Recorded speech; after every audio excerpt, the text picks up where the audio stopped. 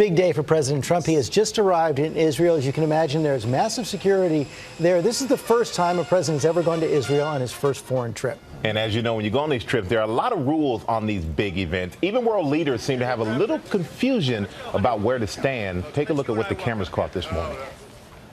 So, they have all this protocol. We never know what is the protocol? Do you have any idea? He had that same issue with President Obama at the inaugural, I remember. The president has a packed schedule today. It includes a meeting with Israel's president, Reuven Rivlin, a visit at the Western Wall in Jerusalem, and, of course, a meeting with Israel's Prime Minister, Benjamin Netanyahu. And later this week, President Trump heads to Europe, where he will meet with the Pope and other world leaders. ABC's chief White House correspondent, John Karl, is in Jerusalem, has the latest details for us. Good morning, John. Good morning, Robin. President Trump made history the moment his plane touched down here in Israel. It is the very first time that Air Force One has gone directly to Israel from Saudi Arabia, a country which is both the birthplace of Islam and one that has absolutely no relations whatsoever with Israel and no direct flights. The president arrived in Israel in pursuit of what he calls the ultimate deal, Middle East peace. I have come to this sacred and ancient land to reaffirm the unbreakable bond between the United States and the State of Israel. No American president has visited Israel so early in his presidency. President Trump visiting the country's holiest sites. But his historic trip started in Saudi Arabia, the heart of the Islamic world. There, in the birthplace of Islam, an image that not long ago would have been impossible to imagine. Donald Trump offering a message of unity to the world's Muslim leaders. Terrorists do not worship God. They worship death. This is not a battle between different faiths, different sects, or different civilizations.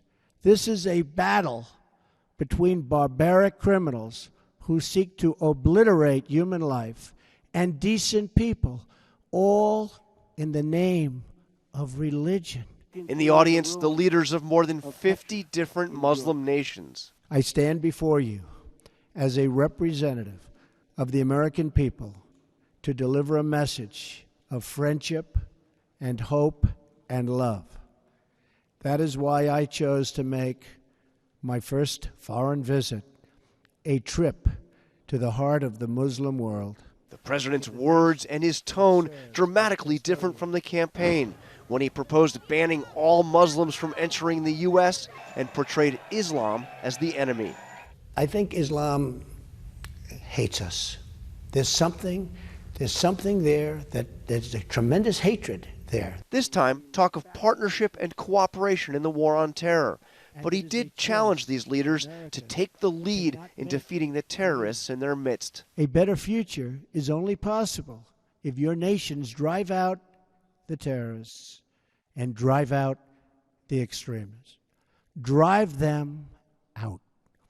Drive them out. And before he left Saudi Arabia, there was this incredible image. The president and the king, hands on a glowing orb. What were they doing? Opening up a new center in Saudi Arabia to counter extremists online.